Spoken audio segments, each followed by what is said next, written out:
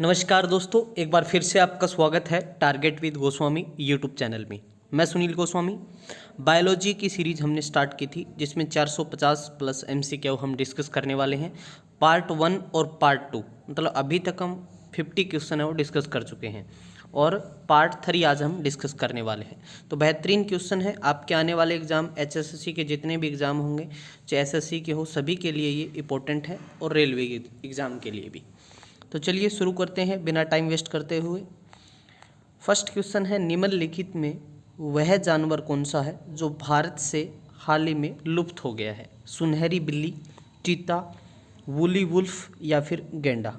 तो right answer है woolly wolf. ठीक है, वूली वुल्फ नाम की जो जानवर है वो अभी यहाँ नहीं रहा है। ठीक है, वो क्या हो गया, लुप्त हो गया भारत से।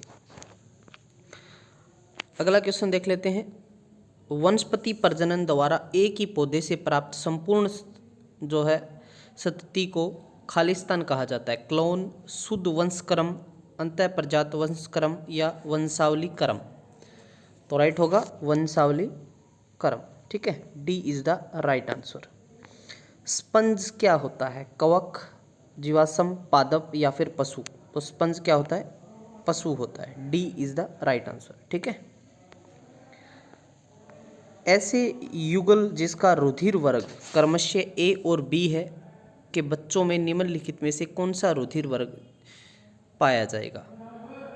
केवल ए और बी, ए बी तथा ए बी दोनों, ए बी या फिर ए बी तथा ओ, या केवल ए बी?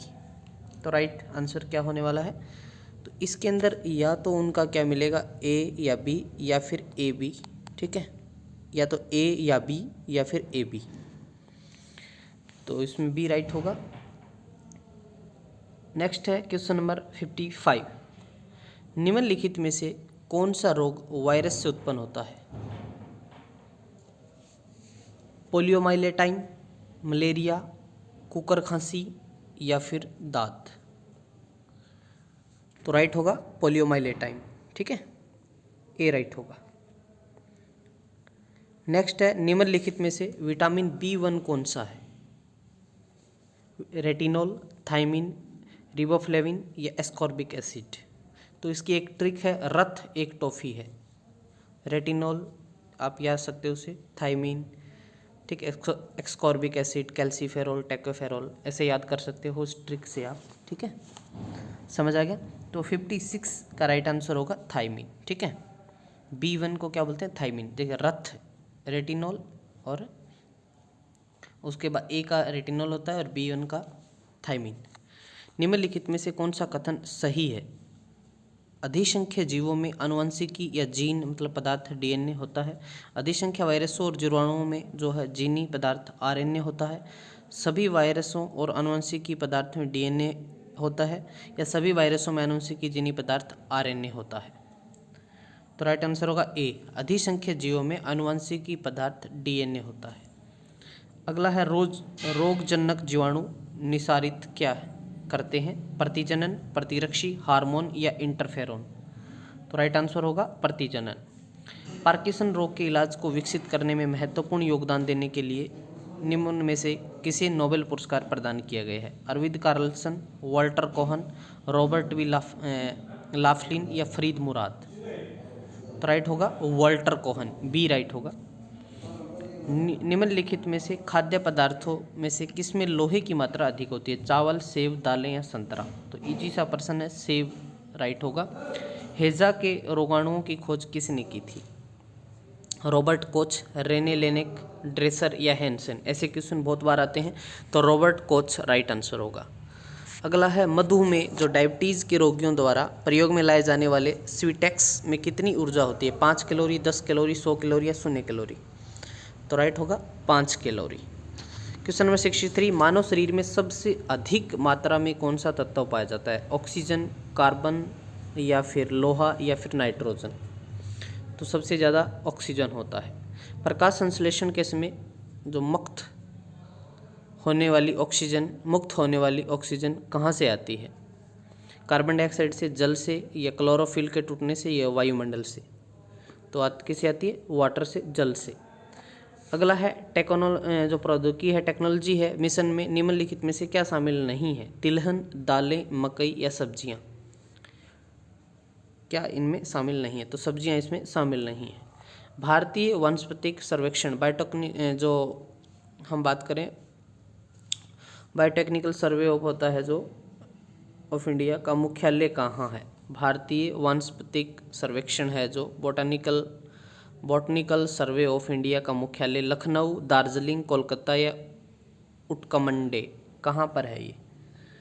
तो राइट आंसर है इसका लखनऊ, उत्तर प्रदेश में। नवाबों को शहर कहते हैं लखनऊ को। सेक्स हार्मोन का पता किसने लगाया? ड्रेसर ने, यूजीन स्टीनेक ने, एडवर्ड कॉल्विन ने या सैमुअल कोहेन ने?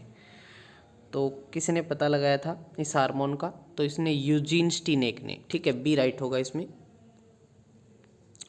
अगला है किसी जैव यौगिक के किसके प्रयोग द्वारा अपघटक की प्रक्रिया को जो फर्मेंटेशन या किण्वन कहते हैं, उत्प्रेरक, कैटेलिस्ट या प्रकीर्णव, एंजाइम, कार्बन ऋणायन, कार्बेनियन या मुक्त मुल्क फ्री रेडिकल? तो राइट आंसर क्या होने वाला है इसमें? बी राइट होगा, एंजाइम। ठीक है। 69 है किन मूल इकाइयों से मानव के अतिरिक्त जो पार्ट है तैयार किए जा सकते हैं? तंत्रिका कोशिकाएं, स्टेम कोशिकाएं, हृदय कोशिकाएं या किडनी कोशिकाएं, वृक्क बोलते हैं हम जिसको। तो राइट आंसर होगा स्टेम कोशिकाएं, बी राइट होगा। अगला है एडेरेंट जो म्यूकोइड होता है, हम बोलते हैं उसको अंशजित श्लेष्माभ। ठीक है, श्लेष्माभ, एडेरेंट म्यूकोइड। तो अक्षारीय पदार्थों द्वारा आमाशय के भीतरी आवरण को ढक लेने से मड स्टार्च का पाचन होता है, जीवाणुओं का नाश होता है, या श्लेष्मिका पेप्सिन का प्रभाव रुक जाता है, या फिर विषाणु संक्रमण पर रोक लगती है।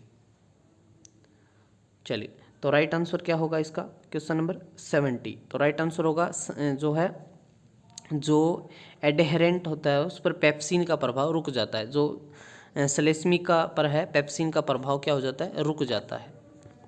चलिए अगले क्वेश्चन की तरफ बढ़ते हैं। मनुष्य की जीभ के किस क्षेत्र तक कड़वाहट की संवेदना सीमित रहती है? 71। अगला भाग, किनारों तक, मध्य भाग या पिछला भाग? तो पिछले भाग तक रहती है। अगला है एमिनियोसेंटिस किसकी विधि का नाम है? गर्भ में शिशु के स्वास्थ्य की दशाओं का पता लगाने का, अमीनो अम्ल अनुक्रम का पता लगाने का, गर्भपात प्रेरित करने की या कृत्रिम गर्भधान की? तो राइट आंसर है गर्भ में शिशु के स्वास्थ्य की दशाओं का पता लगाने के लिए एमिनियोसेंटिसिस की विधि अपनाई जाती है। प्रकाश संश्लेषण के समय निकलने वाली गैस का क्या नाम है? Carbon dioxide, oxygen, nitrogen, hydrogen? तो राइट आंसर होता है ऑक्सीजन। ठीक है। Question number 74। निम्नलिखित में से रुधिर कोशिकाओं में से कौन सी एक जो कोएगुलेशन है या रक्त स्कंदन के लिए अनिवार्य होती है? प्लेटलेट्स, आरबीसी, डब्ल्यूबीसी या लिम्फोसाइट? तो राइट आंसर होगा प्लेटलेट। प्रथम युक्त प्रतिजैविकी एंटीबायोटिक कौन सा है? टेरामाइसिन, नियोमाइसिन, पेनिसिलिन या स्ट्रेप्टोमाइसिन? तो राइट आंसर होता है पेनिसिलिन। ठीक है, तो ये था हमारा पार्ट 3। ठीक है, हर पार्ट में 25 क्वेश्चन है, तो ऐसे ही हम 450 क्वेश्चन कंप्लीट करेंगे। इसकी पीडीएफ तुरंत आपको टेलीग्राम पे मिल जाएगी, वहाँ से डाउनलोड करके इन क्वेश्चनों के आप आंसर टिक करके इनको रिवाइज कर सकते हैं। वीडियो पसंद आए तो लाइक शेयर ज़रूर करें और चैनल को सब्सक्राइब करें। मिलते हैं नेक्स्ट लेक्चर के साथ, तब तक के लिए धन्यवाद।